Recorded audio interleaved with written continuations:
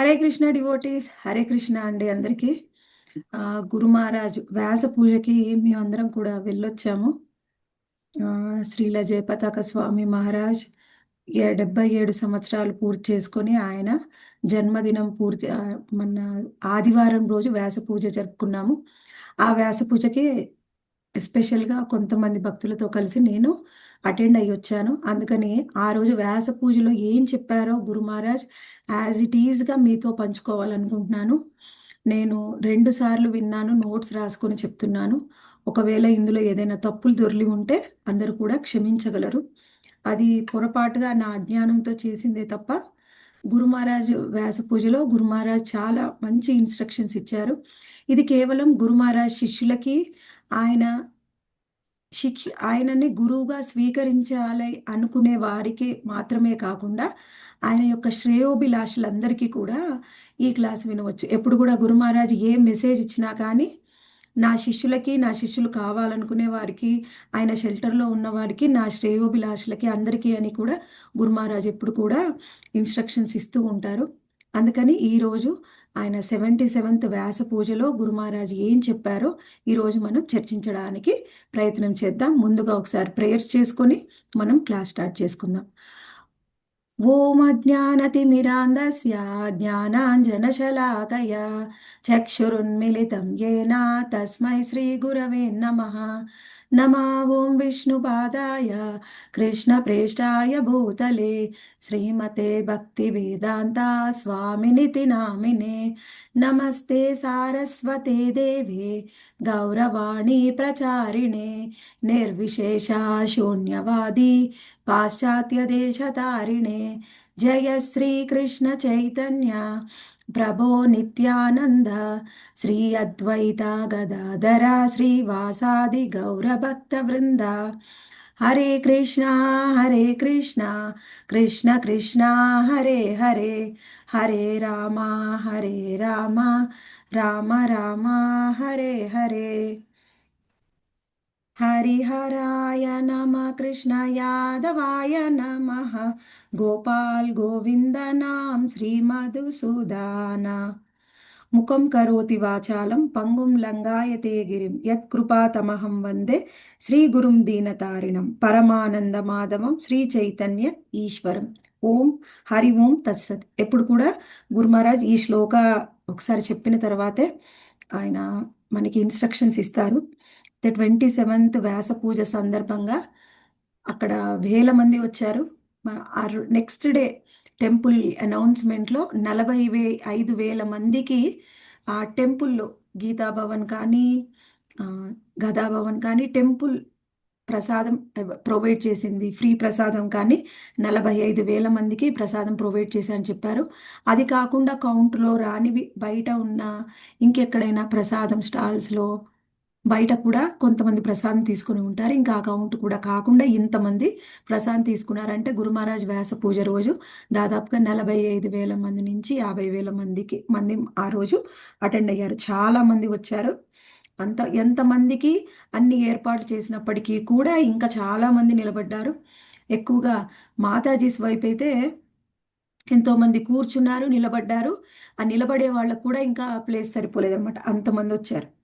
అయితే ఆ రోజు గురు మహారాజ్ వ్యాస పూజలో గురు మహారాజ్ కంటే ముందు కొంతమంది భక్తులు గురు మహారాజ్ గ్లోరిఫికేషన్ చేశారు. అందులో గౌడియ మఠం వాళ్ళు కూడా కొంతమంది వచ్చారనమాట. అందుకని గురు మహారాజ్ వ్యాస పూజ స్టార్ట్ చేసినప్పుడు అందులో ఆయన ఇన్స్ట్రక్షన్స్ మనకి స్టార్ట్ చేసినప్పుడు అందులో మొట్టమొదటిసారిగా గౌడియ మఠం నుంచి వచ్చిన వాళ్ళందరికీ కూడా కృతజ్ఞతలు తెలిపారనమాట. ఆ రోజు విచ్చేసినందుకు కృతజ్ఞతలు తెలిపి ఏసీ భక్తి వేదాంత స్వామి శ్రీల ప్రభుపాదుల వారు మరియు భక్తి సిద్ధాంత సరస్వతి ఠాకూరుల యొక్క శిష్యులు, అంటే భక్తి సిద్ధాంత సరస్వతి ఠాకూర్ యొక్క శిష్యులు, ఆయన యొక్క శిష్యుల యొక్క శిష్యులు అందరూ కూడా కలిసి మెలిసి భక్తి జీవితాన్నిలో ముందుకు పురోగతి చెందాలి. అందరు కూడా భక్తి ప్రచారాన్ని కూడా కలిసి చెయ్యాలి. అప్పుడు మాత్రమే కృష్ణ భక్తిని మనం ప్రచారం చెయ్యగలము. ఆ విషయాన్ని మాత్రము అలా కలిసి ఉండి భక్తిని ప్రచారం చెయ్యాలనే ప్రభుపాదుల వారిది మరియు భక్తి సిద్ధాంత సరస్వతి ఠాకూర్ల వారిది కోరిక అనే విషయాన్ని మనకి చెప్పారు. ఆ తర్వాత ఈరోజు చాలా చాలా ముఖ్యమైన ముఖ్యమైన రోజు. ఈరోజు ఎంతో మంది భక్తులు వచ్చారు. వాళ్ళందరికీ కూడా కృతజ్ఞతలు అని చెప్పారు. ఆ తర్వాత ఎంతమంది నాకు శిష్యులు ఉన్నారో, ఆ శిష్యులందరినీ కూడా బ్యాక్ టు గాడ్ హెడ్ అంటే భగవద్ధామం తీసుకొని వెళ్ళడం ఒక గురువు యొక్క బాధ్యత. నేను కూడా ఆ బాధ్యతని తీసుకుంటాను. కానీ మీరందరూ కూడా ఏం బాధ్యత తీసుకుంటారు? భగవద్ధామానికి తీసుకువెళ్ళాల్సిన బాధ్యత ఎవరిని? మీ అందరిని. నేను తీసుకుంటాను. కాకపోతే మీకు ఒక బాధ్యత ఉంది. ఏమిటా బాధ్యత? మీరు నన్ను ఫాలో అవ్వాలి. అంటే మనం గురు మహారాజ్‌ని ఫాలో అవ్వాలి. ఫాలో అవ్వడం అంటే ఏమిటి? ఎలా ఫాలో అవ్వాలి అంటే, గురు మహారాజ్ చెప్పే ఇన్‌స్ట్రక్షన్స్‌ని వినాలి. ఆ ఇన్‌స్ట్రక్షన్ విన్నవి మనం పాటించడానికి ప్రయత్నం చేయాలి. అప్పుడు గురు మహారాజ్ మనని భగవద్ధామానికి తీసుకొని వెళ్ళడానికి బాధ్యత తీసుకుంటారు. ఆయన ఇన్‌స్ట్రక్షన్స్ పాటించకుండా మనని కేవలం దీక్ష తీసుకుంటేనే సరిపోదండి. గురు మహారాజ్ ఇన్‌స్ట్రక్షన్స్ కూడా పాటించాలి. శ్రద్ధగా వినాలి. మనకు చేతనైనంతగా, వీలైనంతగా పాటించాలి. కానీ గురు మహారాజ్ ఏం చెప్పారంటే, మీరు పాటించినట్లయితే మిమ్మల్ని భగవద్ధామానికి తీసుకొని వెళ్ళే బాధ్యతని నేను తీసుకుంటాను అని చెప్తున్నారు. అయితే ఎలా మనకి తెలుస్తుంది గురు మహారాజ్ ఇన్‌స్ట్రక్షన్స్ ఏమిటి అంటే, గురు మహారాజ్‌కి ఒక యాప్ ఉంది. ఏమిటి అది? శ్రీల జయపతాక స్వామి యాప్. అందులో ఆ వాట్సాప్ గ్రూప్ ఉంది, యాప్ కూడా ఉంది. అందులో గురు మహారాజ్ ఇన్‌స్ట్రక్షన్స్ ఎప్పటికప్పుడు కూడా ఉంటాయి. అవన్నీ మనం ఫాలో అయ్యి గురు మహారాజ్ ఎప్పటికప్పుడు ఏం ఇన్‌స్ట్రక్షన్స్ ఇచ్చారో అవి మనము ఆహ్, విని ఆచరించినట్లయితే వాళ్ళందరూ కూడా వాళ్ళందరి బాధ్యత నేను తీసుకుంటాను అని చెప్తున్నారు. ఆ విధంగా నేను నా శిష్యులని మరియు శ్రేయోభిలాషులని ఆహ్, రీచ్ అవుతాను అంటే వాళ్ళందరికీ నా ఇన్‌స్ట్రక్షన్స్ ద్వారా నేను దగ్గరవుతాను అని చెప్తున్నారు. అయితే గురు మహారాజ్ ఇచ్చిన ఇన్‌స్ట్రక్షన్స్ నేను వీటి ద్వారా నా యొక్క సందేశాన్ని ఇస్తాను అని చెప్తున్నారు. యాప్ ద్వారా, వాట్సాప్ గ్రూప్ ద్వారా నా సందేశాన్ని ఇస్తాను. అయితే ఆ సందేశంలో ఇప్పుడు సందేశం ఇవ్వడం ప్రారంభించారు. అందులో మొట్టమొదటి సందేశం ఏం చెప్తున్నారంటే, నేను ఇంతకు ముందు కూడా చెప్పాను. ఇప్పుడు కూడా చెప్తూ ఉన్నాను. నా శిష్యులు ఎవరైతే ఆల్రెడీ దీక్ష తీసుకున్నారో వారు సెకండ్ ఇనిషియేషన్ అంటే రెండవ దీక్షని తీసుకోమని చెప్తున్నారు. అది ఏమిటి అంటే బ్రాహ్మణ దీక్ష. అంటే బ్రాహ్మణ దీక్ష తీసుకోవాలి అంటే అందరికీ ఎలిజిబిలిటీ ఉండదు. దానికి యోగ్యతని సంపాదించాలి. యోగ్యతని సంపాదించి అందరూ కూడా బ్రాహ్మణ దీక్షని తీసుకోండి అని చెప్తున్నారు. అయితే ఇక్కడ ఇందులో యోగ్యత ఏమిటి అంటే ప్రతిరోజు కూడా శ్రీల ప్రభుపాదుల వారు రాసినటువంటి పుస్తకాలని చదవాలి.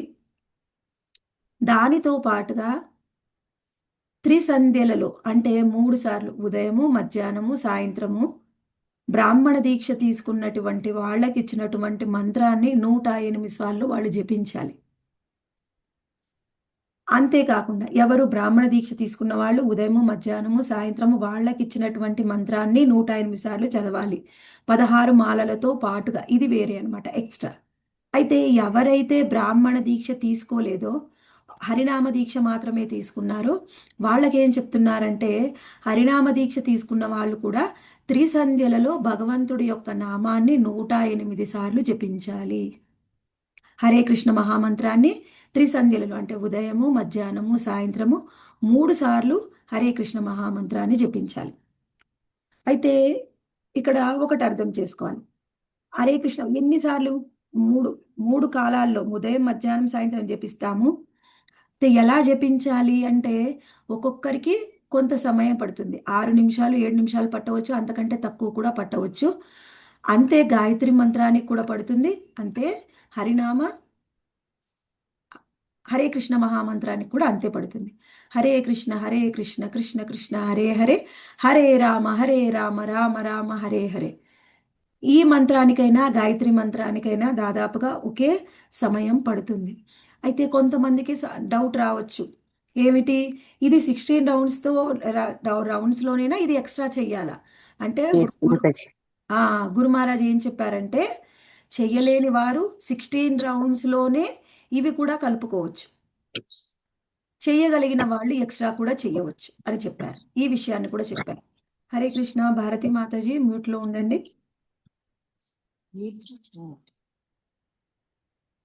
చేయగలిగి ఆ, చేయగలిగిన వాళ్ళు ఎక్స్ట్రా కూడా చేయవచ్చు అనే చెప్పాను. ఎప్పుడు కూడా ఒక విషయాన్ని మనం చింతిస్తూ ఉండాలి. ఇప్పుడు ఏం చెప్పారు? 3 కాలాల్లో హరే కృష్ణ మహామంత్రాన్ని జపిస్తూ ఉండాలి. ఇది మనకి ఇచ్చినటువంటి ముఖ్యమైన ఇన్‌స్ట్రక్షన్. మొదటి ఇన్‌స్ట్రక్షన్ వ్యాస పూజలో చెప్పిన మొదటి ఇన్‌స్ట్రక్షన్ ఏమిటి? 3 కాలాల్లో హరే కృష్ణ మహామంత్రాన్ని జపించండి. తర్వాత ఇంకొకటి ఏం చెప్తున్నారు? సబ్ సమయ్ చింతా కరో. అంటే ఎప్పుడు కూడా చింతిస్తూ ఉండాలంట. ఏమని చింతిస్తూ ఉండాలి? చింతించడం అంటే మనకున్న సమస్యల్ని చింతించడం కాదు. ఏం చింతిస్తూ ఉండాలి? How can I improve my chanting? How can I improve my devotional service? నేను నా సాధనని ఎలా ఇంప్రూవ్ చేసుకోవాలి అని ఎప్పుడు కూడా చింతిస్తూ ఉండాలి. ఎప్పుడు కూడా ఒక స్టూడెంట్ అయినా, ఒక పిల్లవాడైనా, ఎవరైనా సరే, ఒక వ్యాపారస్తుడైనా, నేను నా వ్యాపారాలని ఎలా అభివృద్ధి చేయాలి? నేను ఇంకా ఎలా బాగా నా నా స్టడీస్‌లో ఇంకా ఎలా ఇంప్రూవ్ అవ్వాలి అని ఆలోచిస్తూ ఉంటారు. ఎవరైతే ఆలోచిస్తారో వాళ్ళే పురోగతి చెందుతారు. అలాగే మనం భక్తి జీవితంలో ఉన్నప్పుడు నేను నా సాధనని ఎలా ఇంప్రూవ్ చేసుకోవాలని ఎప్పుడు చింతించిన వాళ్ళకే ఇంప్రూవ్‌మెంట్ ఉంటుంది. నేను బాగానే చేస్తున్నాను అనుకున్న వాళ్ళకి ఇంప్రూవ్‌మెంట్ ఉండదు. అందుకనే గురు మహారాజ్ ఏం చెప్పారు? మీరు ప్రతి నిమిషం కూడా చింతిస్తూ ఉండాలి. ఎలా నా సాధనని ఇంప్రూవ్ చేసుకోవాలి అని. ఆ తర్వాత ఏమంటున్నారంటే, ఒక ష్ ఎవరో గురు మహారాజ్‌కి మెయిల్ చేశారంట. వాళ్ళేం చెప్తున్నారు అంటే, 18 సంవత్సరాలు నిండే లోపే ప్రతి పిల్లవాడు, అంటే ప్రతి స్టూడెంట్ కూడా, ఒక విద్యార్థిని మరియు విద్యార్థి భక్తి శాస్త్రి మరియు భక్తి భక్తి వైభవ డిగ్రీలని చేసి ఉండాలి. ఆ విధంగా మీరు పిల్లలకి ట్రైనింగ్ ఇవ్వండి అని చెప్తున్నారంట. రిక్వెస్ట్ చేశారు. గురు మహారాజ్ ఏం చెప్తున్నారంటే, ప్రతిరోజు కూడా శ్రీల ప్రభుపాదుల వారి పుస్తకాలని తప్పకుండా చదవాలి. మీరు తప్పకుండా చదువుతున్నాను అనడానికి ప్రమాణం ఏమిటి? ప్రమాణం ఏమిటి అంటే భక్తి శాస్త్రి మరియు భక్తి వైభవ డిగ్రీలని పూర్తి చేయడం. ఆ డిగ్రీలను పూర్తి చేసి సర్టిఫికెట్ తీసుకుంటే మీరు ప్రతిరోజు చదువుతున్నారు అనడానికి ప్రమాణము అని చెప్తున్నారనమాట. ఎందుకంటే తప్పకుండా అందరూ కూడా చెయ్యాలి. గురు మహారాజ్ ఏం చెప్తున్నారు? నేను ప్రభుపాదుల వారు ఉన్నప్పుడే భక్తి శాస్త్రి పూర్తి చేశాను. తరువాత నేను భక్తి వైభవ, భక్తి వేదాంత, భక్తి సార్వభౌమ కూడా పూర్తి చేశాను. గురు మహారాజ్ స్వయంగా చదివి అన్ని ఎగ్జామ్స్ అటెండ్ చేసి ఇప్పుడు అన్నీ ఎలా ఎలా విధి విధానం ఉంటుంది ఈ సర్టిఫికెట్ పొందడానికి, ఆ విధి విధానాలన్నీ కూడా పూర్తి చేసి గురు మహారాజ్ భక్తి సార్వభౌమ కూడా పూర్తి చేశారు. మొట్టమొదటిగా భక్తి సార్వభౌమ డిగ్రీని పొందిన వాళ్ళు ఆ, మన గురు మహారాజ్ అనమాట. నేను చేశాను అని చెప్తున్నారు. ఎందుకు ఇవి చెయ్యాలి? ఎందుకంటే భక్తి జీవితంలో పురోగతి చెందాలి అంటే కృష్ణ కాన్షియస్‌లో ఉన్నటువంటి ఆహ్, కృష్ణ కాన్షియస్ అంటే ఏమిటి? అదొక సైన్స్. భక్తి సైన్స్ అనమాట. ఈ సైన్స్ అందరికీ తెలిసి ఉండాలి. ఈ సైన్స్ అందరికీ కూడా తెలిసి ఉండాలి. అందుకని ప్రతి ఒక్కళ్ళు కూడా ఈ డిగ్రీస్ చేసి, ప్రభుపాదుల వారి పుస్తకాలు చదివి అర్హతని పొందాలి. ఎందుకు? ఎప్పుడైతే చదువుతామో అప్పుడు మనకి స్ట్రాంగ్ కన్విక్షన్ ఒస్తుంది. ఎవరైనా చెప్పడానికి, మనంతట మనం చదవడానికి, మనంతట మనం రియలైజ్ అయినప్పుడు మనకి స్ట్రాంగ్ కన్విక్షన్ వస్తుందనమాట. నేను ఎలా అయినా కానీ ఇంప్రూవ్ అవ్వాలి. నేను ఎలా అయినా దీన్ని ఆచరించాలి అనే స్ట్రాంగ్ కన్విక్షన్ మనకొస్తుంది. అందుకని ప్రతి ఒక్కళ్ళు కూడా ప్రభుపాదుల వారి పుస్తకాల్ని చదవాలి అని చెప్తున్నారు. ఆ తర్వాత శ్రీల ప్రభుపాదుల వారు నాకు చెప్పారు. ఏమిటి అంటే అపరిమిత భావే. ఏమిటి అపరిమిత భావే? అపరిమితంగా చేయమని చెప్పారంట. ఏమిటి అంటే ఎక్స్‌పాండ్ యువర్ ప్రీచింగ్. నీ ప్రీచింగ్‌ని నువ్వు ఎక్స్‌పాండ్ చెయి. అంటే విస్తృతంగా కృష్ణ భక్తిని ప్రచారం చెయ్యి అని గురు మహారాజ్‌కి ప్రభుపాదుల వారు చెప్పారు. అపరిమితంగా మనకి కూడా గురు మహారాజ్ ఏం చెప్తున్నారంటే, అపరిమితంగా కృష్ణ భక్తిని ప్రచారం చెయ్యండి. ఇది ఎవరు చెప్పారు? ప్రభుపాదుల వారు మన గురు మహారాజ్‌కి చెప్పారు. గురు మహారాజ్ మనందరికీ కూడా ఈ విషయాన్ని చెప్తున్నారు. ఎందుకు అలా చేయడం వలన ప్రభుపాదుల వారు ఇచ్చినటువంటి ఇన్స్ట్రక్షన్స్ గురు మహారాజ్ ఫాలో అవుతున్నారు. ఆ ఇన్స్ట్రక్షన్స్ ప్రభుపాదుల వారు ఇచ్చినవి ఆయన దాన్ని పూర్తి చేయాలి అంటే ఒక్కళ్ళే పూర్తి చేయలేరండి. ఇప్పుడు మనకి ఏదైనా ఒక ఇన్స్ట్రక్షన్ ఇచ్చి ఇది పూర్తి చెయ్యి అంటే దీన్ని నేను పూర్తి చేయాలి. నేను ఒక్కదాన్నే చేస్తానా? నేను ఇంకెవరితోనైనా చేయించినా కానీ పూర్తయితే అది పూర్తి చేసినట్లే అవుతుంది. ఎస్పెషల్గా గురువు తన శిష్యులతో పూర్తి చేయిస్తే ఆయన చేసినా శిష్యులతో పూర్తి చేయించినా ఆయన చేసిన దాంతోనే సమానం. ఎందుకంటే ఆ శిష్యులందరూ ఎందుకు చేస్తున్నారు? గురువు చెప్పారు కాబట్టి చేస్తున్నారు. ఇప్పుడు మీ అందరికీ ఏమైనా నాకు సహాయం చేయాలని ఉంటే మీరందరూ అపరిమితంగా ప్రచారం చేయండి. మీరు అపరిమితంగా ప్రచారం చేసినట్లయితే నాకు సహాయం చేసినట్లే అని చెప్తున్నారు. అయితే అందరు కూడా కమిట్మెంట్ తీసుకోవాలి. ఏమని కమిట్మెంట్ తీసుకోవాలి? నేను ఇంతమందిని ప్రచారం చేస్తాను. ఇంతమందితోని హరే కృష్ణ మహామంత్రం జపం చేసేలా చేస్తాను. అయితే ఎంతమందిని చేస్తారు? అది కూడా చెప్తున్నారు. నేను ఈ సంవత్సరము ఇంతమందితోని హరే కృష్ణ మహామంత్రం జపం చేసేలా చేస్తాను. ఎంతమందికి? సంవత్సరం మొత్తంలో ఇంతమందికి, ప్రతి నెల నెల ఇంతమందికి, ప్రతిరోజు ఇంతమందికి, అలా అని మనకే కమిట్మెంట్ తీసుకోమని చెప్తున్నారు. మనకు మనమే మన మనసులో కమిట్మెంట్ తీసుకోవాలి. కమిట్మెంట్ ఉంటే ఏమిటి? అది ఎలా అయినా ఫుల్ఫిల్ చేయడానికి ప్రయత్నం చేస్తాం. ఇప్పుడేమిటి మనందరం కూడా కమిట్మెంట్ ఇచ్చాం గురు మహారాజ్‌కి. ఏమిటి? ప్రతిరోజు కూడా 16 మాలలు పూర్తి చేస్తాం. పూర్తి చేస్తామని చెప్పాం కాబట్టి ఎట్టి పరిస్థితుల్లో ఉదయం లేచినప్పటి నుంచి పడుకునే లోపు మనకు ఆరోగ్యం బాగున్నా లేకపోయినా 100% ప్రయత్నం చేస్తాం ఆ రోజు 16 మాలలు పూర్తి చేయడానికి.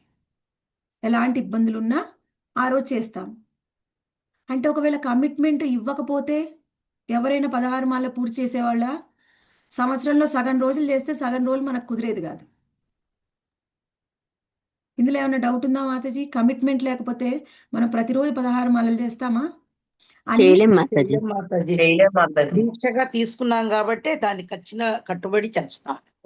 అన్నీ బాగుంటే చేస్తాం మాతాజీ, లేకపోతే లేదు కదా. అన్ని అయినా పరిస్థితులు అయినా అనుకూలిస్తాయి. అశ్రద్ధే అవుతుంది. అందుకని ఇక్కడ ఏం చెప్తున్నారంటే ప్రభుపాదుల వారు, మీరందరూ కూడా ప్రతిరోజు ఇంప్రూవ్ చేసుకోండి. నేను ఇప్పుడు 1% చేస్తే నాకు నేనే టార్గెట్ పెట్టుకోవాలి. నెక్స్ట్ టైం నేను 10% చేస్తాను. నెక్స్ట్ టైం 100% ఇంప్రూవ్ చేసుకుంటాను. అలా మీకు మీకే కమిట్మెంట్ పెట్టుకొని ప్రతిరోజు కూడా మనం ఆలోచించాలి. ఏమిటి? శ్రీల ప్రభుపాదుల వారు గురు మహారాజ్‌కి ఏమి ఇన్‌స్ట్రక్షన్ ఇచ్చారో ఆ ఇన్‌స్ట్రక్షన్స్ అన్నీ కూడా ఒక బోర్డ్ మీద రాసుకొని ప్రభుపాదుల వారు ఎక్కడున్నా ప్రతిరోజు ఉదయమే లేసి అన్ని ఇన్‌స్ట్రక్షన్స్ చదువుతారనమాట. ఏం చెప్పారు మా గురు మహారాజ్ నాకు, నేను ఎలా ఫుల్ఫిల్ చేయాలి అని ప్రతిరోజు ఆలోచిస్తూ ఉంటారు. మనం కూడా ఏం చేయాలి? గురు మహారాజ్ చెప్పారు ఏం చేయమని? కొత్త వాళ్ళని భక్తిలోకి తీసుకురావాలి. కొత్త వాళ్ళతోని కృష్ణ నామాన్ని జపించేలా చేయాలి. ఎంతమందితో చేశాను నేను ఈరోజు? ఈ నెలలో ఎంతమందికి చేశాను? ఈ సంవత్సరంలో ఎంతమందికి చేశాను?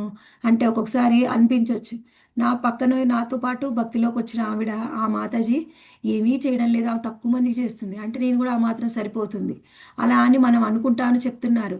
ఎవరితో ఒకళ్ళతో పోల్చుకోవడం కాదు, బాగా చేసే వాళ్ళతో పోల్చుకోవాలి.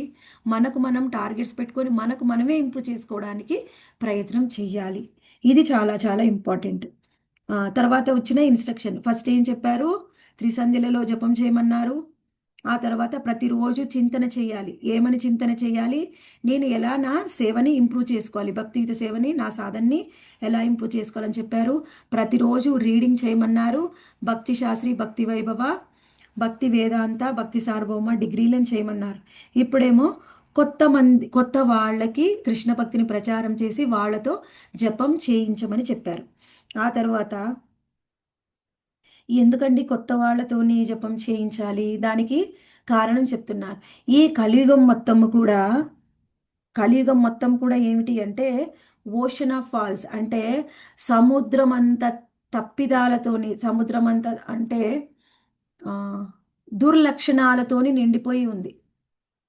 ఏమిటి ఆ దుర్లక్షణాలు అంటే ఎక్కువగా గొడవలు పడడము, సోమరితనము, దురదృష్టవంతులు.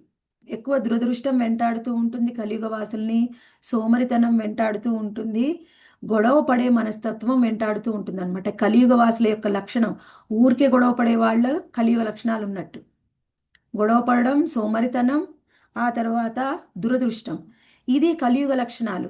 ఈ కలియుగ లక్షణాలని మనము దాటాలి అంటే ఏం చేయాలి అంటే ఒకటే ఒకటి మార్గం ఉంది. అదేమిటి? హరేర్నామ హరేర్నామ హరేర్నామైవ కేవలం కలౌ నాస్త్యేవ నాస్త్యేవ నాస్త్యేవ గతిరన్యదా. ఇది తప్ప వేరే మార్గం లేదు. హరే కృష్ణ మహామంత్రం జపించడం తప్ప కలియుగంలో మనని మనం ఉద్ధరించుకోవడానికి వేరే మార్గం లేదు, మార్గం లేదు, మార్గం లేదు అని చెప్తున్నారు. ఇక్కడ ఈ కలియుగంలో ఎంతోమంది పీపుల్, ఎంతోమంది సామాన్యులు ఎంతో బాధపడుతూ ఉన్నారు. వాళ్ళందరికీ సహాయం చేయండి. ఎంతో దుఃఖపడుతూ ఉన్నారు. వాళ్ళందరికీ సహాయం చేస్తే, వాళ్ళు హరే కృష్ణ మహామంత్రం జపిస్తే ఆ దుఃఖం నుంచి వాళ్ళు బయటపడగలరు. ఈ విషయాన్ని మనకి చెప్తున్నారు. ఎవరైతే గురు మహారాజ్ శిష్యులు ఆయన షెల్టర్లో ఉన్నారు, ఆయన్ని గురువుగా స్వీకరించాలి అనుకుంటున్నారు, వాళ్ళు తప్పకుండా ఈ ఇన్స్ట్రక్షన్స్ అన్ని కూడా నోట్ చేసుకోవడానికి ప్రయత్నం చేయండి. ఇంకా ఏం చెప్తున్నారు? వాళ్ళందరినీ ఎలా అయినా హరినామం చేపించడమే మన బాధ్యత. ఎప్పుడు కూడా కొత్త వాళ్ళని ఎలా హరినామం చేపించగలము, ఎలా వాళ్ళని భక్తిలోకి తీసుకొని రాగలము, అదే మనం ఎప్పుడు కూడా ఆలోచిస్తూ ఉండాలి. ఈ ఇన్స్ట్రక్షన్ చెప్పిన తర్వాత గురు మహారాజ్ గురువు గురించి చెప్తున్నారు. గురువులు రెండు రకాలు, ఒకరు దీక్షా గురువు మరియు శిక్షా గురువు. ఇక్కడ మనకి గురు మహారాజ్ దీక్షా గురువు. ఆయన కేవలం మనకి దీక్షా గురువే కాదు, శిక్షా గురువు కూడా. ఎందుకంటే ఇందాక చెప్పారు, నేను చెప్పిన ఇన్స్ట్రక్షన్స్ అన్నీ కూడా ఫాలో అవ్వండి, వాటిని ఆచరించడానికి ప్రయత్నం చేస్తే బ్యాక్ టు గాడ్ హెడ్ తీసుకెళ్లే బాధ్యత నాది అని చెప్పారు. అంటే గురు మహారాజ్ చెప్పే ఇన్స్ట్రక్షన్స్ మనం పాటిస్తున్నాం కదా, ఆయన ఇన్స్ట్రక్షన్స్ తీసుకుంటున్నాం కాబట్టి మనకు ఆయన శిక్షా గురువు కూడా. దీక్ష ఇచ్చి మనకి కమిట్మెంట్ ఇచ్చారు, భగవద్ధామం తీసుకుని వెళ్తాను అని. అందుకని ఆయన మనకి దీక్షా గురువు కూడా. రెండు రకాలుగా ఆయన మనకి గురువు. అయితే శిక్షా గురువు ఎంతమందైనా ఉండవచ్చు, కానీ దీక్షా గురువు కేవలం ఒకే ఒకరు ఉండాలి వాళ్ళ యొక్క జీవితకాలం మొత్తం కూడా. అలా దీక్షా గురువు మనందరికీ శ్రీల ప్రభుపాదుల వారి శిష్యుడైన శ్రీల గురు మహారాజ్, శ్రీల జయపతాక స్వామి గురు మహారాజ్ మనకి దీక్షా గురువు. ఇంకొంతమందికి శ్రీల ప్రభుపాదుల వారి శిష్యులు ఎవరైనా కానీ దీక్షా గురువుగా ఉండవచ్చు. అయితే శిక్షా గురువు ఎవరు అంటే ముందుగా వాళ్ళ యొక్క గురువు వాళ్ళకి శిక్షా గురువు అవుతారు. అయితే శిక్షా గురువు వాళ్ళ యొక్క గురువు మాత్రమే వాళ్ళకి శిక్షా గురువు అవుతారా అంటే వాళ్ళ గురువు వాళ్ళకి శిక్షా గురువు అవుతారు. దానితో పాటుగా శ్రీల ప్రభుపాదుల వారు కూడా వాళ్ళందరికీ కూడా, మనందరికీ ఇస్కాన్లో ఉండేటటువంటి ప్రతి ఒక్క వైష్ణవుడికి కూడా శ్రీల ప్రభుపాదుల వారు అన్ని కాలాలలో సర్వశ్రేష్ఠ అంటే అందరికంటే ఉన్నతమైన శిక్షా గురువు. ఇప్పుడు మనకి ఇద్దరు శిక్షా గురువులు ఆటోమేటిక్గా ఉన్నారు. ఒకరేమో దీక్షా గురువు అయినటువంటి గురు మహారాజ్ శిక్షా గురువు, దానితో పాటు శ్రీల ప్రభుపాదుల వారు కూడా శిక్షా గురువు. దీక్షా గురువు ఎవరు? ఆల్రెడీ మనము ఒక్కళ్ళని మాత్రమే దీక్షా గురువుగా ఎంచుకుంటాం. ఇప్పుడు అయిపోయింది. అయితే శిక్షా గురువు గురించి ఇంకా డీటెయిల్డ్గా చెప్తున్నారు. అయితే ఈ శిక్షా గురువు నేను అంటే శ్రీల గురు మహారాజ్ మరియు ప్రభుపాదుల వారు శిక్షా గురువు, వాళ్ళు మాత్రమే కాకుండా ఇంకా కొంతమందిని శిక్షా గురువుగా ఎంచుకోవచ్చు. అందులో ఎంతమంది అని చెప్పారంటే 3 నుంచి 5 మంది శిక్షా గురువులని ఎంచుకోవచ్చు అని చెప్పారు. ఈ శిక్షా గురువులలో కూడా ఇప్పుడు గురు మహారాజ్ ప్రభుపాదుల వారు కాకుండా తీసుకునే శిక్షా గురువులు ఉన్నారు కదా, వాళ్ళు కూడా 2 రకాలు. వాళ్ళలో మొదటి వారు ఉన్నతమైన సాధన చేసేవారు, భక్తిలో చాలా అడ్వాన్స్ అయి ఉన్నారు, భక్తిలో ఎంతో పురోగతి చెందినటువంటి వారు కూడా శిక్షా గురువుగా ఉండవచ్చు. వాళ్ళని కూడా ఎంచుకోవచ్చు. వాళ్ళ దగ్గర శిక్ష తీసుకోవచ్చు, లేకపోతే వాళ్ళని చూసి కూడా భక్తిలో పురోగతి చెందడానికి ఇన్స్పిరేషన్ తీసుకోవచ్చు. అలాంటి వారు ఒకరు. ఇంకొకరు రెండవ వారు ఏమిటి అంటే వాళ్ళు ఎవరు? వాళ్ళ దగ్గర నుంచి డైరెక్ట్గా శిక్షని తీసుకుంటాం. ఎవరు వాళ్ళు? వాళ్ళు మనకు భక్తిలో పురోగతి చెందడానికి మనకు సరి అయిన గైడెన్స్ ఇస్తారనమాట. వాళ్ళని మనము శిక్షా గురువుగా ఎంచుకోవచ్చు. వాళ్ళు ఎవరు అనే విషయాన్ని కూడా ప్రభుపాల్ మన గురు మహారాజ్ మెన్షన్ చేశారు. వాళ్ళు భక్తి వృక్ష లీడర్స్, తర్వాత టెంపుల్ ప్రెసిడెంట్, తర్వాత గీతా కోర్స్ లీడర్స్, వీళ్ళందరూ కూడా శిక్షా గురువులుగా వీరిని ఎంచుకోవచ్చు. వీళ్ళందరినీ కూడా శిక్షా గురువుగా ఎంచుకోవచ్చు. అయితే ఇక్కడ ఒక ముఖ్యమైన విషయం ఇంకా చెప్తూ ఉన్నారు. ఏమిటి?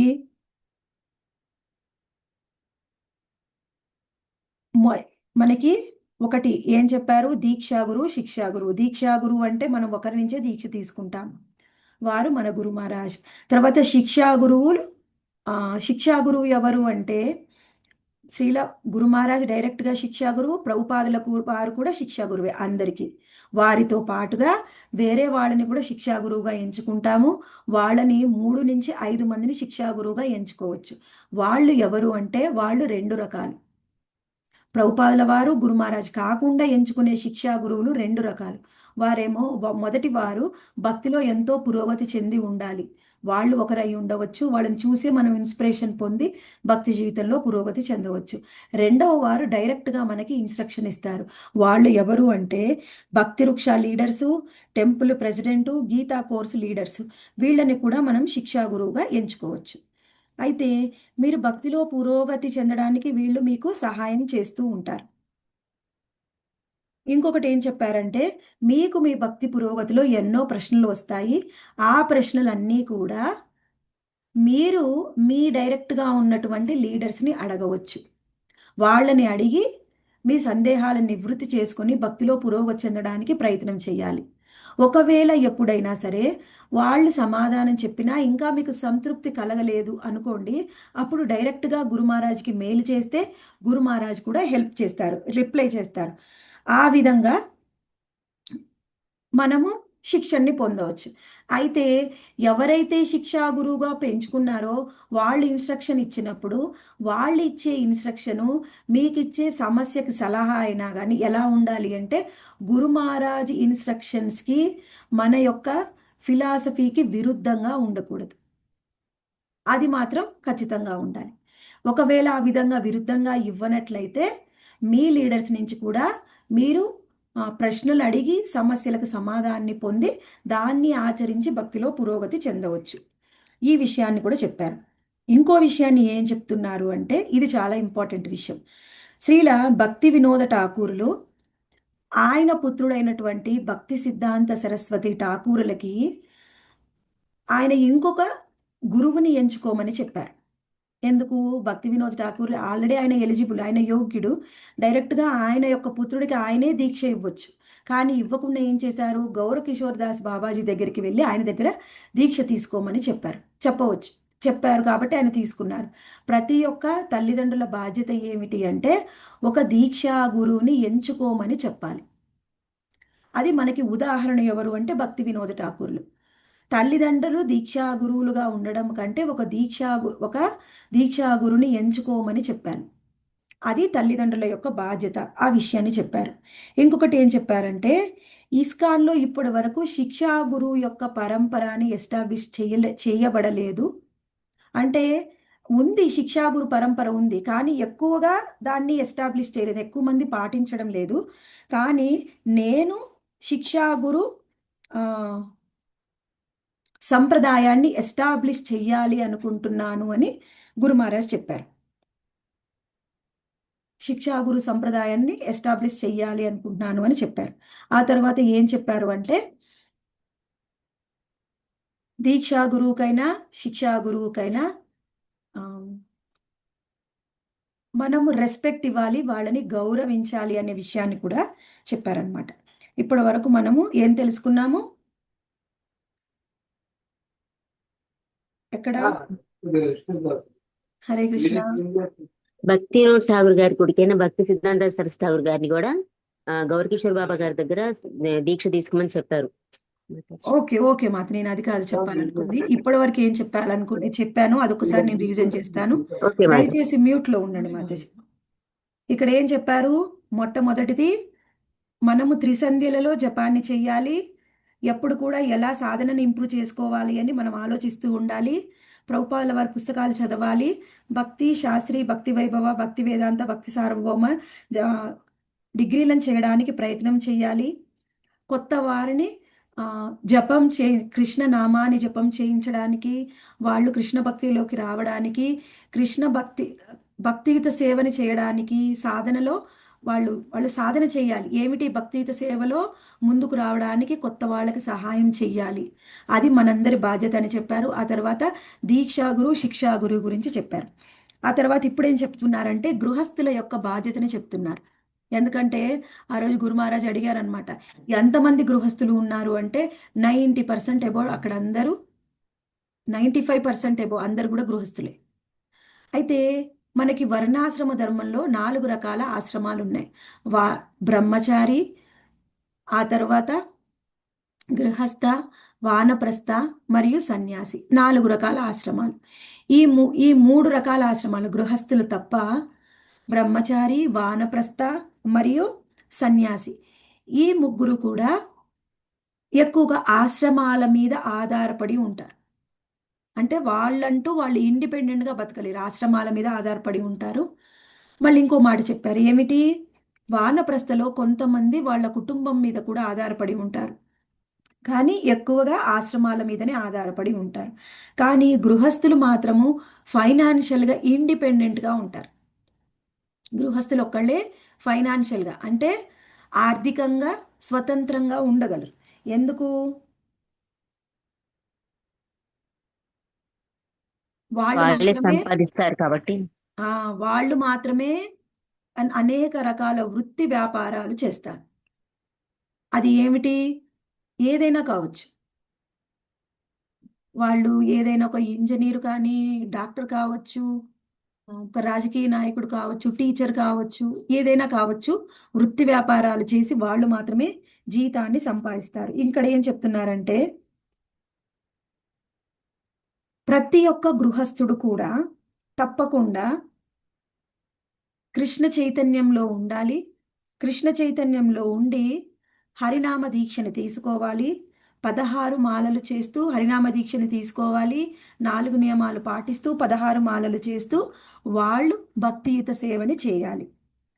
దీనితో పాటుగా ప్రతి ఒక్కరు కూడా గృహస్థులు వారి జీవితంలో దీనికి కూడా సిద్ధంగా ఉండాలి. ఆ భక్తియుత జీవితంలో ముఖ్యమైనది ఏమిటి? ప్రచారం చేయడం. ప్రచారం చేయడానికి కూడా సిద్ధంగా ఉండాలి.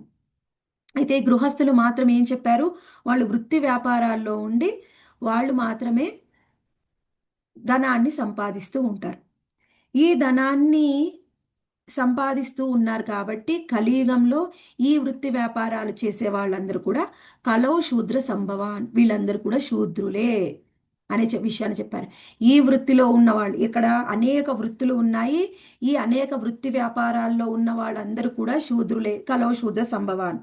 మరైతే వీళ్ళందరూ శూద్రులే అయితే ఇది కరెక్టేనా? ఏం చెప్పారంటే కృష్ణ చైతన్యంలో అందరూ కూడా దైవ వర్ణాశ్రమ సిద్ధాంతాన్ని ఫాలో అవ్వాలి. ఈ దైవ వర్ణాశ్రమ సిద్ధాంతంలో ఏం చెప్తున్నారు అంటే 100% ప్రభుపాదుల వారు వర్ణాశ్రమ సిద్ధాంతం ఏం చెప్పారు? మనకి భాగవతం ప్రకారము ఆ వర్ణాశ్రమాన్ని పాటించాలి. ఆ వర్ణాశ్రమాన్ని పాటిస్తూ ప్రతి ఒక్కళ్ళు కూడా చైతన్య మహాప్రభు ఇన్స్ట్రక్షన్స్ ప్రకారంగా అందరూ వైష్ణవులై ఉండాలి. చైతన్య మహాప్రభు ఇన్స్ట్రక్షన్స్ ప్రకారం అందరూ వైష్ణవులై ఉండాలి. ఇక్కడ ఈ గృహస్థులైనటువంటి వాళ్ళందరూ వైష్ణవులైనటువంటి గృహస్థులు, వైష్ణవ గృహస్థులందరూ కూడా వాళ్ళు సంపాదించినటువంటి ధనంలో 11% కృష్ణ భక్తిలో ప్రచారానికి వినియోగించాలి. ఎంత శాతాన్ని వినియోగించాలండి? 11%. 10% మాత్రం 11%. 11% ఉపయోగించాలి. ఇక్కడ ఇంకో విషయాన్ని చెప్తున్నారు. అయితే నేను ఈ 11% ఇవ్వాలి అంటే ఒకేసారి సంవత్సరం మొత్తం అయిపోయినాక ఒకేసారి నేను 11% ఇవ్వాలా? అది కాదు. ఆయన ఏం చెప్తున్నారు? మీ యొక్క కన్వీనియంట్ ప్రకారం మీకు ఎలా సులభంగా ఉంటుందో అలా మీరు కృష్ణుడితోని మాట్లాడుకోండి. మీరు మనసులో కృష్ణుడికి మీరు కమిట్మెంట్ ఇవ్వండి. అది రోజు కావచ్చు, ప్రతి నెల కావచ్చు, ప్రతి సంవత్సరం కావచ్చు.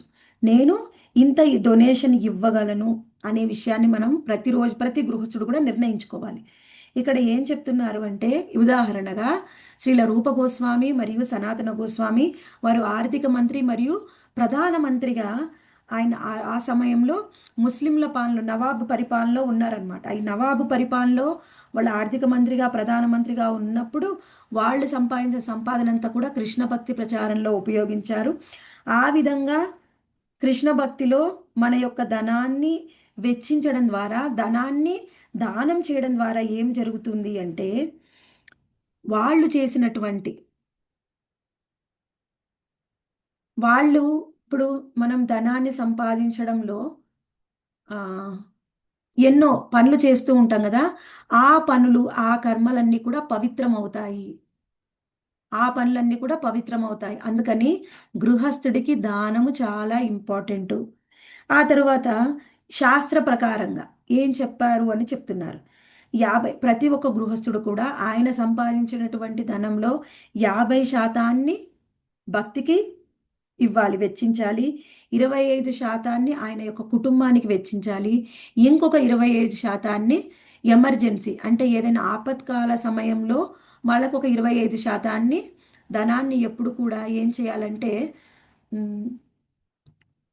ఇన్వెస్ట్ చేయాలి. ఎలా? దాచుకోవాలి అని చెప్తున్నారు. నువ్వు ఏ విధంగా అయినా దాచుకో. 25% దాచుకోవాలి, 25% ఫ్యామిలీకి ఇవ్వాలి, 50% దానం చేయాలి. ఇక్కడ ఏం చెప్తున్నారు? ఇంకొకటి, వ్యవసాయదారులు అయితే ఎవరైతే వ్యవసాయం చేస్తారో వాళ్ళకి జీతం అనేది ఉండదు కాబట్టి ఈ 100% రూల్ వ్యవసాయదారులకు వర్తించదు. ఆ విషయాన్ని చెప్పారు. కానీ ఇంకొక ఎగ్జాంపుల్ కూడా చెప్పారు. కోలావేచ శ్రీధర్ ఎవరు అంటే ఆయన యొక్క వ్యవసాయదారుడు. ఆయన ఏమిటి, బనానాలు, అరటి పండ్లు ఉంటాయి కదా, అరటి పండ్లుని అమ్మేవాడు. ఈ అరటి పండ్లు అమ్మినప్పుడు అంటే అరటి పళ్ళు అమ్మేవాడు. ఆయన అరటి పళ్ళని పండించేవాడో లేదో తెలియదు, కానీ అరటి పళ్ళని అమ్మేవాడు. అయితే ఇది ఎక్కువ లాభాలు ఇచ్చేది కాదనమాట. ఎందుకంటే ఆ సమయంలో పశ్చిమ బెంగాల్లో ఏమిటి, అందరికి కూడా ఇంట్లో బనానా చెట్లు ఉండేవి, అరటిపళ్ళ చెట్లు ఉండేవి. అందరికీ ఉన్నప్పుడు ఎవరైనా బయటికి వెళ్ళి కొంటారా? అందుకని ఆయనకు ఎక్కువగా లాభం వచ్చేది కాదు. చాలా తక్కువ లాభంలో అయినా ఏం చేసేవాడు, 50% కృష్ణ సేవలో ఉపయోగించేవారు. ఆ తర్వాత అందులో ఆయన చాలా పేదవాడు. అంత పేదవాడైనా వచ్చిన దాంట్లో 50% కృష్ణ సేవకు ఉపయోగించి మిగిలిన 50%లో ఆయన జీవితాన్ని వెలబుచ్చుకునేవాడు. ఆయనకేమి అది మళ్ళీ దాచుకోవడానికి అలా ఏమి ఉండేవి. ఆయన రోజువారీ వాటికే, ఆయన ఖర్చులకే సరిపోయేది కాదనమాట. ఎంతో తక్కువ, ఎంత ఉంటే అంతనే ఉపయోగించుకునేవారు. అయితే గురు మహారాజ్ చాలా గురు మహారాజ్ క్లాస్లో ఎలా ఉంటుందంటే నార్మల్గా చెప్పినట్టే అనిపిస్తుంది, కానీ చాలా అందులో లోతైన అర్థం ఉంటుందన్నమాట. ఇక్కడ ఏం చెప్పారు, ఇలా చెప్పిన తర్వాత ప్రతిరోజు చైతన్య మహాప్రభు ఆయనని కలిసేవారు అని చెప్పారు. అంటే ఏమిటి, ఆయనంత శుద్ధ భక్తుడు కాబట్టి ప్రతిరోజు చైతన్య మహాప్రభు ఆయన్ని కలిసేవారు. అది మనం అక్కడ అర్థం చేసుకోవాలి. అందరినీ చైతన్య మహాప్రభు ప్రతిరోజు కలిసేవారు కాదు. అంతమంది ఉన్నారు మాయాపూర్లో ఆ సమయంలో, నవద్వీపంలో అందరినీ కలిసేవారు కాదు. కానీ కోలావేచ శ్రీధర్ని ప్రతిరోజు కలిసేవారు. అంటే ఏమిటి, ఆయన అంటే ఆయనకి ఇష్టం కాబట్టి వెళ్ళి ఏదో ఒకటి మాట్లాడి ఏదో ఒక విధంగా ఆయన్ని కలిసి వచ్చేవారు. అంటే ఏమిటి, ఒక గృహస్థుడు ఏ విధంగా శాస్త్రంలో చెప్పారో అలా ఉన్నట్లయితే కృష్ణుడికి ఎక్కువగా ఇష్టం అని మనకు చెప్తున్నారు. అంతే కదా మాతాజీ, అందులో అర్థం ఇంకేమైనా ఉందా? ఆ విషయాన్ని చెప్తున్నారు. చెప్పిన తర్వాత ఏమంటున్నారంటే, ప్రతి ఒక్కరూ 11% తప్పకుండా, వీలైతే 50% దానం చేయాలి గృహస్థులు. అయితే కొందరు భక్తులు వాళ్ళ మినిమం ఖర్చులకు మాత్రమే ఉంచుకొని మిగిలింది దానం చేస్తూ ఉన్నారు. ఆ విధంగా చెప్పిన తర్వాత మీ స్థితిని అనుసరించి మీరు దానం చెయ్యండి అని చెప్పారు. ఎందుకంటే ఎప్పుడు కూడా గురు మహారాజ్ ఇన్స్ట్రక్షన్ ఖచ్చితంగా ఇస్తే ఎవరైతే దాన్ని పాటించట్లేదో వాళ్ళు నరకానికి వెళ్తారు. గురువు ఇన్స్ట్రక్షన్ పాటించకపోతే అంత డేంజర్. అందుకని తర్వాత లాస్ట్కి యాడ్ చేశారనమాట, మీ వీలుని బట్టి మీరు చెయ్యండి అని. అంటే ఖచ్చితంగా నేను చెప్పను, నేను ఇన్స్ట్రక్షన్ ఇస్తాను కానీ మీ వీలుని చూసుకోండి. ఎవరైనా ఇంకా తర్వాత ఇది కూడా చెప్పారు, ఎవరైతే మీరు ఎంత చేయగలరో మీరు కృష్ణతోని కమిట్మెంట్ తీసుకొని కృష్ణతోని మాట్లాడుకొని మీ వీలుని బట్టి మీరు చెయ్యండి అని చెప్పారు. ఇంకేం చెప్పారు, భక్తి యోగంలో ఉండేటువంటి ఇంతవరకు గృహస్థుల గురించి దానం గురించి ఇంతవరకు మనకి వివరించారు. ఆ తర్వాత ఇప్పుడు చెప్తున్నారు, ఏం చెప్తున్నారు, భక్తి యోగంలో ఉన్నటువంటి భక్తి యోగులు భక్తి యోగులైనటువంటి వైష్ణవులందరికీ కూడా మాయతోని పోరాటం చెయ్యాలి. అందరూ కూడా మాయతో పోరాటం చెయ్యాలి అంటే మీరు భక్తిలో సీరియస్గా ఉండాలి. సీరియస్గా ఉండకపోతే మాయతోని పోరాటం చెయ్యలేరు. ఓకే, అలా మీరు మాయటతో పోరాటం చేయాలి అంటే భక్తిలో సీరియస్గా ఉండాలి. సీరియస్గా భక్తిలో ఉన్నటువంటి వైష్ణవులు ఎవరైతే భక్తియుత సాధన చేస్తూ ఉన్నారో అలాంటి వాళ్ళకి యమ ధర్మరాజు యమదూతలకి సెలవు చెప్పినట్లే అని చెప్తున్నారు. అర్థమైందా ఇక్కడ? ఎవరైతే భక్తిలో సీరియస్గా ఉండి మాయతో పోరాటం చేస్తూ, ఎందుకని ఇక్కడ మాయతో పోరాటం చేయాలి అని చెప్తున్నారు? ఇంతవరకేమో దానం చేయమని చెప్పారు, మళ్ళీ సడన్గా మాయతో పోరాటం చేస్తున్నారు, మీరందరూ భక్తిలో సీరియస్గా ఉండండి, అప్పుడు మీకు యమధర్మరాజు మీరు సెలవు చెప్పొచ్చు, యమదూతలకు సెలవు చెప్పొచ్చు అని చెప్తున్నారు.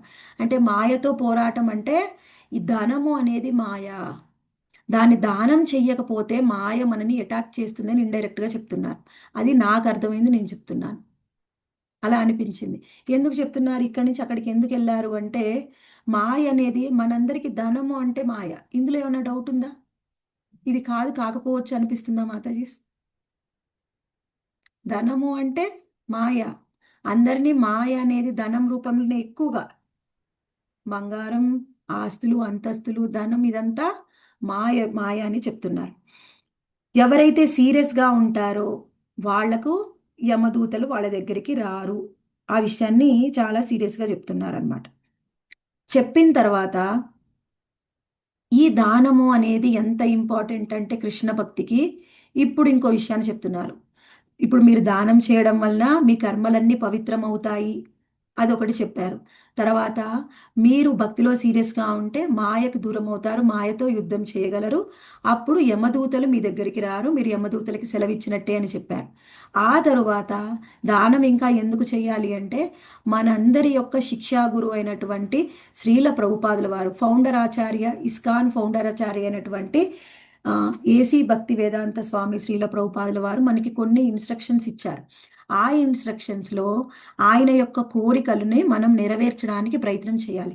అందులో ఇంకొక కోరిక, చాలా ముఖ్యమైన కోరిక ఏమిటి అంటే టెంపుల్ ఆఫ్ వేదిక్ ప్లానిటోరియం, ఆ మందిరాన్ని నిర్మించడం అనేది శ్రీల ప్రభుపాదుల వారి యొక్క కోరిక. మీరందరికీ తెలుసు కదా, మాయాపూర్లో temple of Vedic planetarium already నిర్మిస్తూ ఉన్నారు. అయితే ఇదేమిటి, ఇది శ్రీల ప్రభుపాదుల వారి ఇచ్చా, అది ఒక సైన్స్ మ్యూజియం అన్నమాట. దేనికి science museum? Spiritual science museum. ఏం సైన్స్ అండి? Hare Krishna. Spiritual science spiritual science museum అంటే ఇప్పటి వరకు లేదా? అదే ఎందుకు స్పిరిచువల్ సైన్స్ మ్యూజియం? అలా ఆ టెంపుల్ని డిజైన్ చేస్తున్నారనమాట. ఏ జ్ఞానం లేని వాళ్ళైనా ఆ టెంపుల్లోకి వస్తే స్పిరిచువల్ సైన్స్ నేర్పించే విధంగా దాన్ని నిర్మిస్తున్నారు. అందుకనే టెంపుల్ ఆఫ్ వేదిక్ ప్లానిటోరియం అని పెట్టారు దానికి. అయితే ఇక్కడ అదొక విజ్ఞాన భాండాగారము. దాన్ని నిర్మించాలి అంటే దానం ద్వారానే నిర్మించగలరు. ఎవరు దానం చేస్తారు అంటే గృహస్థులే దానం చేస్తారు. ప్రభుపాదుల వారి ఇచ్చైనటువంటి దాన్ని పూర్తి చేయాలి అంటే కూడా దానం చాలా ఇంపార్టెంట్, అందుకని దానం చేయమని చెప్తున్నారు. ఇంకొకటి భక్తి వినోద ఠాకూర్ల యొక్క బర్త్ ప్లేస్, అది బీర్ నగర్. అక్కడ డెవలప్మెంట్ ఇంపార్టెంట్గా డెవలప్ చేయమని చెప్పారు ప్రభుపాదుల వారు. అది కూడా డెవలప్ చేయాలి, అది కూడా మన యొక్క డ్యూటీ, బాధ్యత అనే విషయాన్ని కూడా చెప్తున్నారు. ఆ విధంగా ఎందుకు దానం చేయాలి అనే విషయాన్ని మన కర్మల్ని పవిత్రం చేసుకోవాలి. యమదూతలకి సెలవు చెప్పవచ్చు. ఇంకొకటి టెంపుల్ ఆఫ్ వేదిక్ ప్లానిటోరియం కట్టవచ్చు. భక్తి వినోద్ ఠాకూర్ల బర్త్ ప్లేస్ని డెవలప్ చేయాలి. దీనికోసం చాలా ఇంపార్టెంట్, భక్తి ప్రచారానికి ఇంపార్టెంట్ కాబట్టి దానం చేయమని చెప్తున్నారు. ఆ తర్వాత ఏం చెప్పారంటే ఈ భక్తి ప్రచారానికి చాలా ఐడియాస్ ఇంపార్టెంట్. కొత్త కొత్త ఐడియాస్తో నా దగ్గరికి రండి. ఎవరైనా మీకు ప్రచారంలో కొత్త ఐడియాస్ ఉంటే ఆ ఐడియాస్ని మీరు నాతో వచ్చి పంచుకోవచ్చు. ఆ ఐడియాస్ బాగుంటే మనము మళ్ళీ ఇంప్లిమెంట్ చేయవచ్చు, అందరం కలిసి వాటిని ఆచరించి ప్రచారం చేయవచ్చు అనే విషయాన్ని చెప్తున్నారు. ఇంకా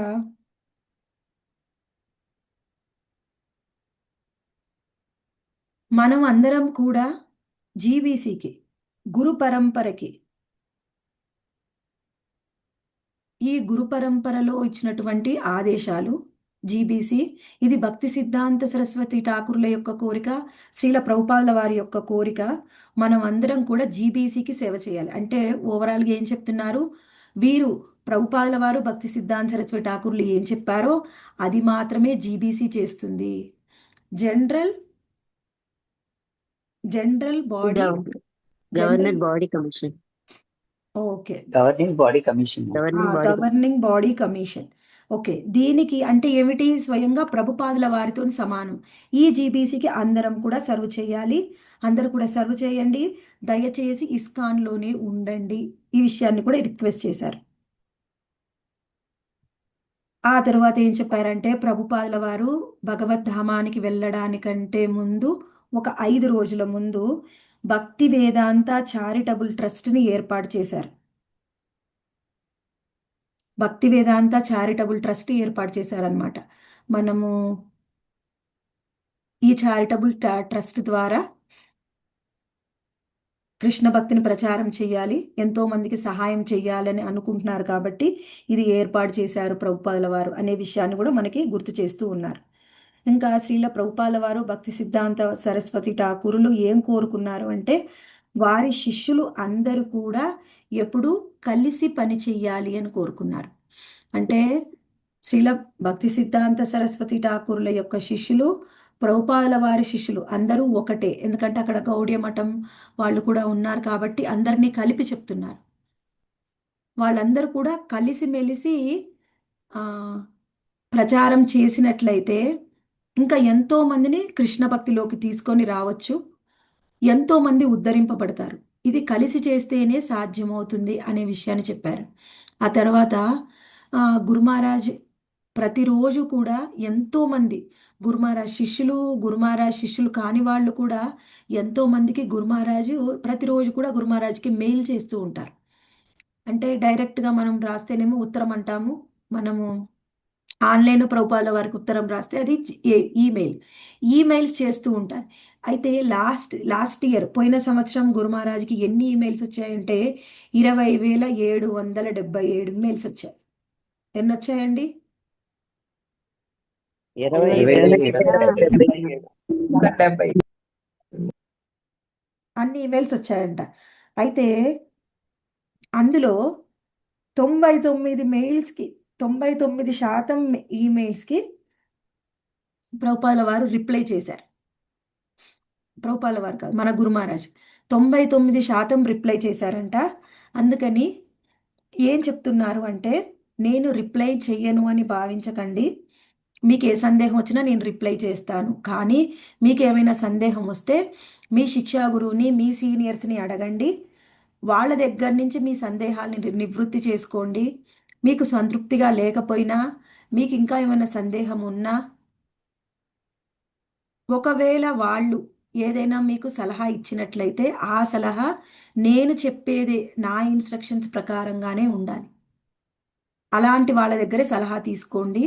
మీకు సంతృప్తి లేకపోతే నాకు డైరెక్ట్గా మెయిల్ చేయండి, నేను వాటికి రిప్లై ఇస్తాను అని చెప్తున్నారనమాట. మనం చాలాసార్లు చూడవచ్చు, ఎలా సాధ్యమండి ఇన్ని మెయిల్స్కి ఎలా గురు మహారాజ్ రిప్లై చేస్తారు అంటే గురు మహారాజ్ మొన్న మేము వెళ్ళిన రోజు కూడా వ్యాస పూజ కంటే ముందు రోజు ఆదివాసీ శర్మని రోజు కూడా గురు మహారాజ్కి డయాలసిస్ జరిగిందనమాట. గురు మహారాజ్ని కలుద్దామంటే మార్నింగ్ నుంచి ఈవినింగ్ వరకు ఆ డయాలసిస్లోనే ఉన్నారు. చాలా అలసిపోయారు. అప్పుడు డయాలసిస్ జరుగుతుంటే ఆ, నేను విన్నాను వేరే వాళ్ళ దగ్గర నుంచి, డయాలసిస్ జరుగుతుంటే చాలా పెయిన్ఫుల్ అంట, చాలా బాధగా ఉంటుందంట. సామాన్యులు అసలు తట్టుకోవడమే చాలా కష్టం.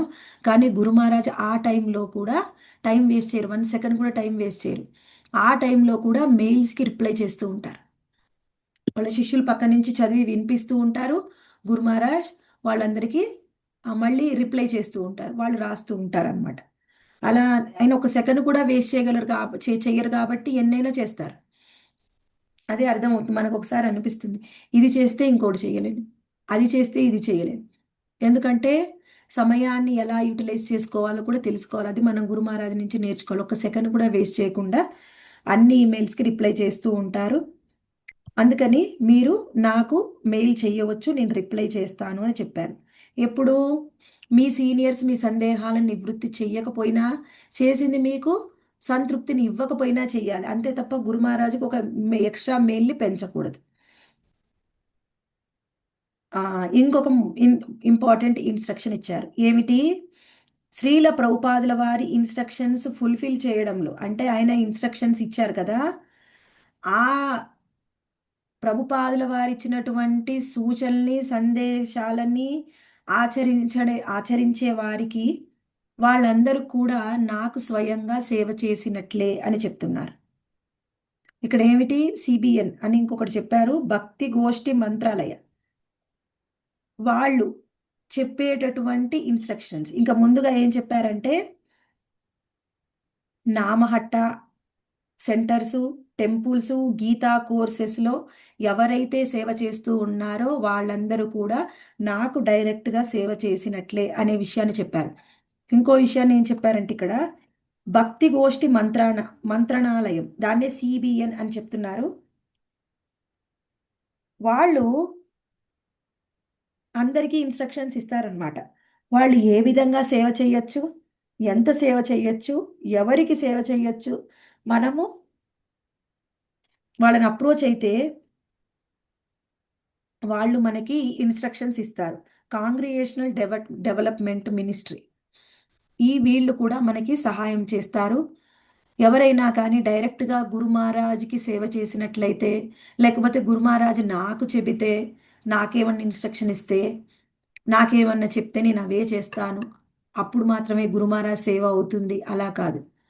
నామహట్ట సెంటర్స్లో, టెంపుల్స్లో, మళ్ళీ అంతే గీతా కోర్సెస్లో ఎవరు ఏ సేవ చేసినా కానీ డైరెక్ట్గా నాకు సేవ చేసినట్లే, అందులో ఏ విధమైన సందేహం లేదు అని చెప్తున్నారు. ప్రభుపాదుల వారి సేవ, గురుమహారాజ్ సేవ, టెంపుల్, నామహట్ట, ప్రీచింగ్ యాక్టివిటీలో ఎవరైనా కానీ సేవ చేస్తున్నట్లయితే వాళ్ళందరూ సరి అయిన దారిలోనే ఉన్నట్టు, వాళ్ళందరూ ఇస్కాన్లో సరి అయిన దారిలోనే ఉన్నట్టు, వాళ్ళందరూ నాకు డైరెక్ట్గా సేవ చేసినట్లే అని చెప్తున్నారు. అది చెప్పిన తర్వాత ఇప్పటి వరకు గురు మహారాజ్ ఇన్స్ట్రక్షన్స్ అన్నీ అయిపోయాయి. వీళ్ళందరూ నాకు డైరెక్ట్గా సేవ చేసినట్లే అని చెప్పారు. చెప్పిన తర్వాత ఏమంటున్నారంటే, ఇప్పుడు ఎన్నో దేశాల్లో యుద్ధాలు జరుగుతూ ఉన్నాయి, వాళ్ళందరూ కూడా ఎంతో ఇబ్బంది పడుతూ ఉన్నారు. వాళ్ళందరి కోసము నేను సే ప్రార్థిస్తున్నాను కృష్ణుణ్ణి. ఆ యుద్ధం ఎక్కడ జరుగుతుందో ఆ దేశాల్లో ఉండే వాళ్ళ కోసము మీరందరూ కూడా ప్రార్థించండి. నేను ప్రార్థిస్తున్నాను, మీరందరూ కూడా ప్రార్థించండి అని అందరినీ రిక్వెస్ట్ చేశారు. రిక్వెస్ట్ చేసిన తర్వాత నేను ఎంతో లాంగ్ డిస్కషన్, అంటే ఇప్పుడు మనమైతేనేమో డైరెక్ట్గా ఒకే లాంగ్వేజ్లో మనం చర్చించుకున్నాం. కానీ గురు మహారాజ్ క్లాస్ ఎలా ఉంటుంది? ఫస్ట్ గురు మహారాజ్ చెప్తారు, తర్వాత బెంగాలీ, తర్వాత ఇంగ్లీష్ ట్రాన్స్లేషన్ జరిగి అది చాలా ఎక్కువసేపు జరిగింది అనిపిస్తుంది అని అందరినీ క్షమించమని అడిగారు. నేను ఎక్కువసేపు చెప్పినట్లయితే అందరూ నాకు క్షమించండి అని చెప్పిన తర్వాత ఇక్కడ ఉన్న వాళ్ళందరూ భక్తి యోగాన్ని ఆచరించే భక్తి యోగినులు అందరూ కూడా ఇప్పుడు చెప్పినటువంటి అన్ని ఇన్స్ట్రక్షన్స్ కూడా విని అర్థం చేసుకొని గుర్తుంచుకుంటారు అని నేను భావిస్తున్నాను అనే విషయాన్ని కూడా చెప్పారనమాట. ఇంకేంటి? ఫైనల్గా ఇంకొక విషయాన్ని చెప్పారు. ఫైనల్గా ముగించే సమయంలో ఏం చెప్పారంటే, మనము మాయను గెలిచే సాధనం ఒకటే ఒకటి. మాయను గెలవడానికి మనకి ఎన్నో సాధనాలు లేవు, అది ఒకటే ఒకటి. అదేమిటంటే హరే కృష్ణ మహామంత్రం. ఈ మాయని గెలవాలి, భగవద్ధామానికి చేరుకోవాలి అంటే మనకున్న ఒకే ఒక్క సాధనం హరే కృష్ణ మహామంత్రం. అందుకని అందరూ కూడా ప్రతిరోజు శ్రద్ధగా హరే కృష్ణ నామాన్ని జపించండి అని చెప్పారు. హరే కృష్ణ కృష్ణ కృష్ణ హరే హరే, హరే రామ రామ రామ రామ హరే హరే. హరే హరే. హరే కృష్ణ డివోటీస్, నాకు అర్థమైనంత వరకు నేను విన్నది మాత్రము చెప్పగలిగాను. ఇందులో ఏమైనా సందేహాలు కానీ కామెంట్స్ కానీ ఉంటే చెప్పగలరు. సందేహాలు ఏం లేవు మాతాజీ. Okay okay. చాలా బాగున్నాయి మాతాజీ, సందేహం మాకు అన్ని కూడా బాగా చెప్పారు. అది నిన్న నేను రెండు వివరంగా చెప్పారు మాతాజీ. మనము నితాయి సేవిని మాతాజీ ఒక మాట చెప్పారు. అందులో ఏం చెప్పారంటే, మనకి శ్రీల రామానుజాచార్యులు ఎప్పుడైతే ఆయన కృష్ణప్రసాదం స్వీకరించిన తర్వాత ఆయన చేయి కడుక్కున్నప్పుడు ఆ నీళ్లు పడతాయి కదా, ఆ నీళ్ళని ఆ కింద పడ్డ ప్రసాదాన్ని స్వీకరించినటువంటి కాకికి వెంటనే చతుర్భుజ నారాయణ రూపం వచ్చి వైకుంఠధామానికి వెళ్ళిపోయింది అని చెప్తున్నారు. మరి మనము ఇప్పటికి ఎన్నిసార్లు గురు మహారాజ్ ఉచ్చిష్టం తీసుకొని ఉంటాం. ఆయన కూడా సేమ్ గురు పరంపరలో, వైష్ణవ పరంపరలో వచ్చినటువంటి ఆచార్యులే.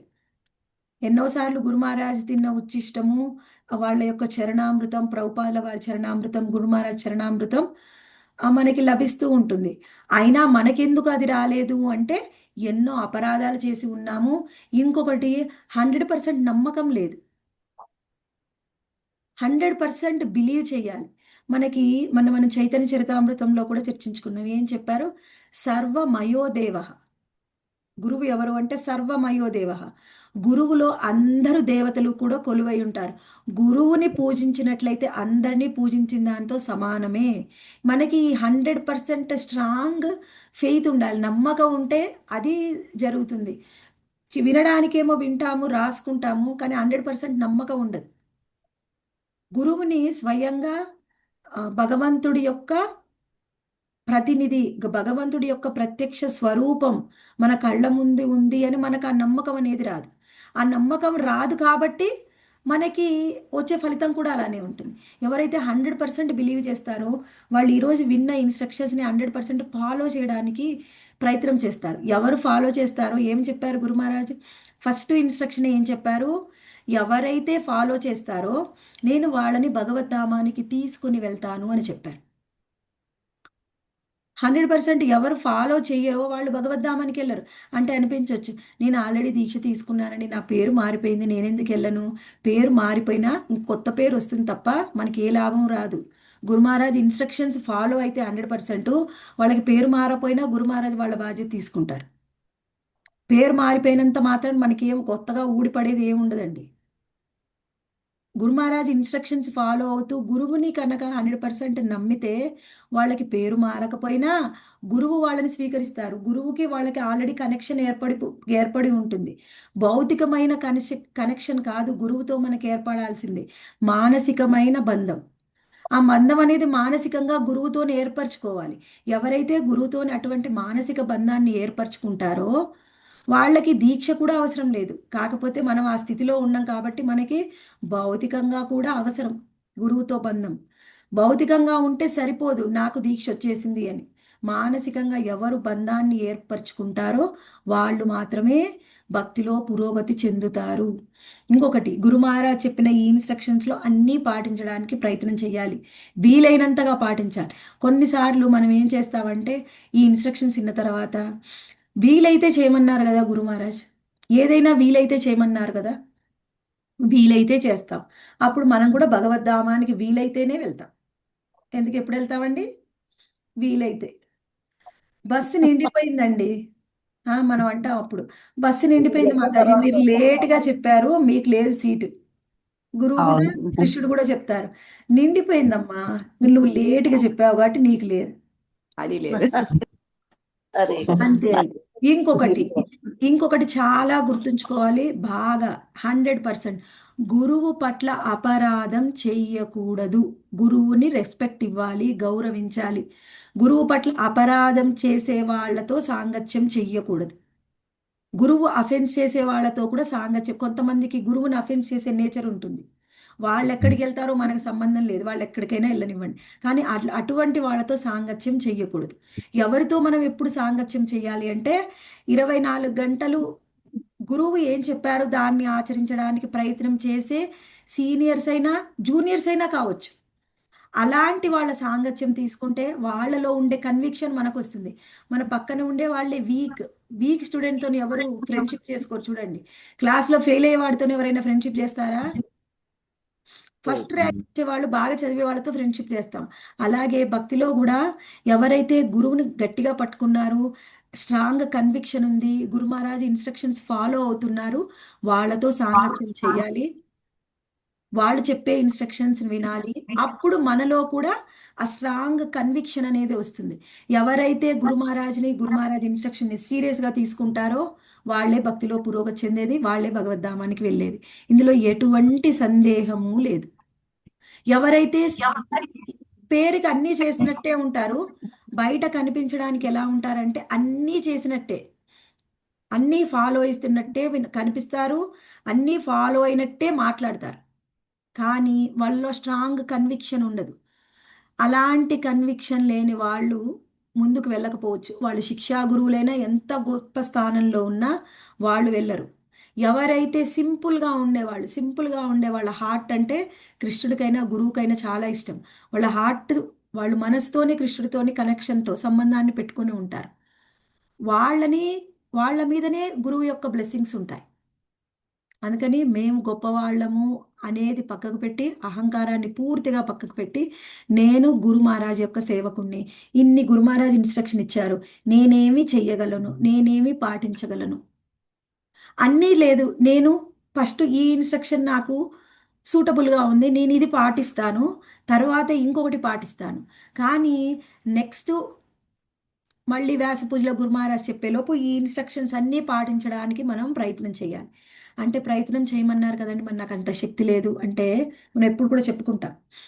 ఉడత చేసే భక్తిని కూడా రామచంద్రుడు స్వీకరించాడు, హనుమంతుడు చేసింది కూడా స్వీకరించాడు. నా శక్తి మేరకు నాది ఉడతా భక్తి అండి, నేను ఒక్కళ్ళతోనే చేయించగలను హరినామాన్ని, ఒక్కళ్ళతోనే చేపి కనీసం గురు మహారాజ్ ఇన్స్ట్రక్షన్ ఫాలో అయినట్టే కదా. ప్రయత్నం ప్రతిరోజు ప్రతి నిమిషం ప్రయత్నం చేయాలి. నేను ఎలా సేవ చేయగలను, ఎలా గురువుని సంతృప్తి పరచగలను, ఇదే మన మైండ్లో ఉండాలి. ఇది కాకుండా కొత్త సిద్ధాంతాలు, కొత్తగా మనకి తెలిసినవి ఏదేదో ఏమీ చేయక్కర్లా. ఇందులో గురు మహారాజ్ ఏమి ఇన్స్ట్రక్షన్ ఇచ్చారో ఈరోజు క్లాస్లో మనం అవి ఆచరిస్తే చాలు. మనం కొత్తగా ఇన్వెంట్ చేసి కొత్తవి గొప్పవి ఏమీ ఆచరించక్కర్లేదు. ఇవి ఏం చెప్పారో అవి మాత్రం ఫుల్ఫిల్ చేయడానికి ప్రయత్నం చేయండి.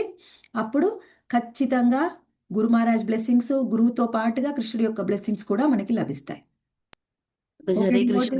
త్రిసంధ్యలలో హరినామం చేయమన్నారు కదా మాతాజీ. మధ్యాహ్నం బోగా ఆఫర్ చేశాక చేయొచ్చు కదా ఒక మాల. మధ్యాహ్నం అంటే కాదు, ఈవినింగ్ సాయంత్రం 6 అట్లా, అంతే కదా మాతాజీ. 6 వీలైతే మనకు 6 క్లాస్ అనుకోండి, 5:06 ఒక మాల అలా చేయొచ్చు మాతాజీ.